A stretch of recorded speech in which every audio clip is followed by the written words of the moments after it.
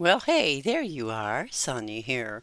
Welcome to Sonia's Sermonettes. It's that time again to get a little message out to you, my friends. I'm here to encourage you. I'm also here to give you information that I have learned over the course of my life. But a lot of people wonder this, and this has came to me just recently.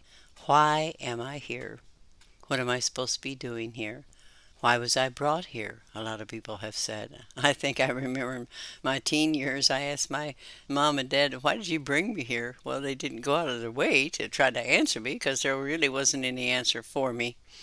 But I was just searching for some answers myself, and I know that there are people right now that are really searching for answers. One of the things I want to say too is that you have been living your life in the past. You cannot go by what you had to go through to get to. You cannot go on the fact that things just wasn't quite right or kosher, didn't work out for you, everything was bad.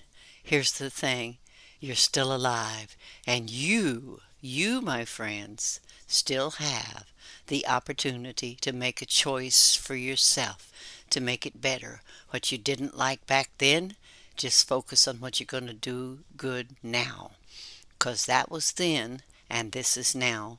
And when you ask yourself, why am I here?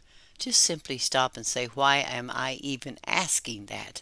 What I'm going to say from here on out to you, Lord, is here I am. You want to use me? I'm here. I may not be perfect. You're perfect. Your spirit is perfect. Your love is perfect. What you have for me to do is perfect in a non perfect vessel. That's what God does. And you know why sometimes we feel so non perfect? It's because God wants us to be humble and to realize it's going to be done by His Spirit. You can't take on the whole world. You can't try to solve all the world's problems. No one can. People try to. They try to make it right. They try to do plans and they work for hours and days and weeks and years to make things better. But there are a generation of people that could care less about what we're trying to do to make it better. Something really disturbed me just today. And I know a lot of people might say, well, why would that upset you so? It's because, God created everything here on this earth. Each thing has a purpose. I don't know what some of them are, or most of them I don't. But I know one thing. If they're alive, they still have a right to live this life. But I watched this little clip of a video, and it was a little elephant, not a big one. He was knocking down a tree limb to get to the limbs and get to the leaves so he could eat. And somebody posted, I don't usually comment on something like that. Somebody stop him. He's destroying the environment.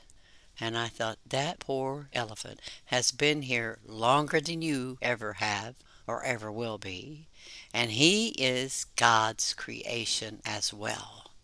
My heart just broke for that elephant because he only was going to eat some leaves, but they like to eat leaves.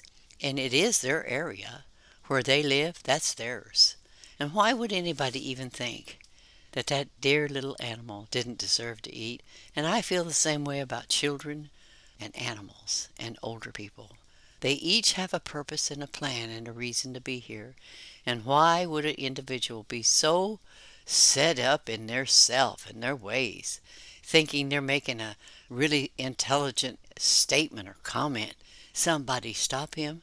I'd do everything but stop him. I'd actually try to help him. And I also was thinking, I wonder if that person sleeps in an iron bed, sits on a metal couch, shuts a steel door when they go in their home. What is their home made of? Do you not know that most of that has been trees that have been cut down? See, I'm not really an environmentalist, but I believe we should understand this. You can't blame an innocent animal for the destruction. It's humans.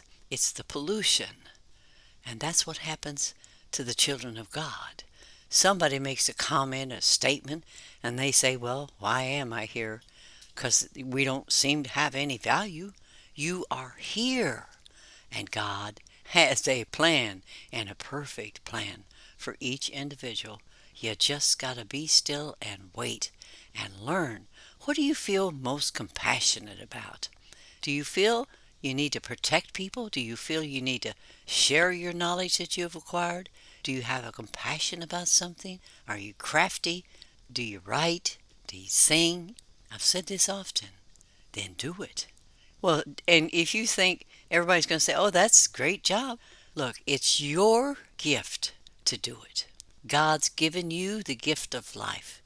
He gave us life, oh my goodness, dear friend, and it more abundantly. Just do not criticize, put yourself down, and stop saying why. And just say, where do you want me to go, Lord?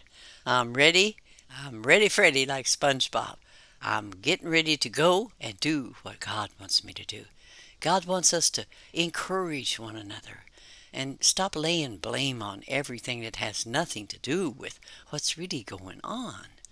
Let the animals eat, let the children play, let the people have a happy life. That's what God wants. He wants us to enjoy this life.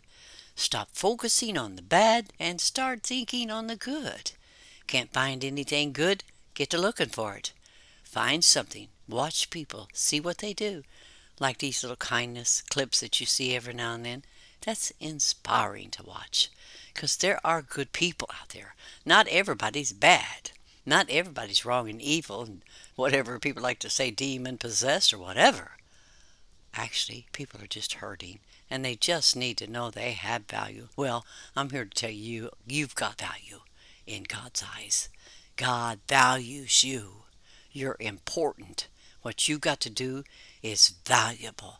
And the more you do good, the longer and the happier you'll be. I'm glad you stopped in, and I look forward to the next time, dear friend. Now you take care. And so, until next time.